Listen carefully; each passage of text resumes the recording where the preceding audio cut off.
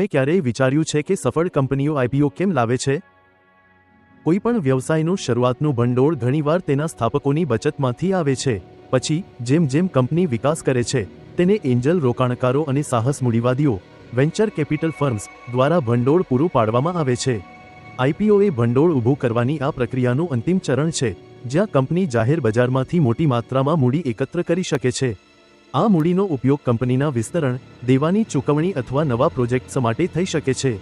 IPO લાવવાનું એક અન્ય મુખ્ય કારણ કંપનીની બ્રાન્ડ ઇક્વિટી અને વિશ્વસનીયતા વધારવાનું છે. જાહેર થવાથી કંપની વધુ અનુકૂળ ક્રેડિટ શરતો મેળવી શકે છે.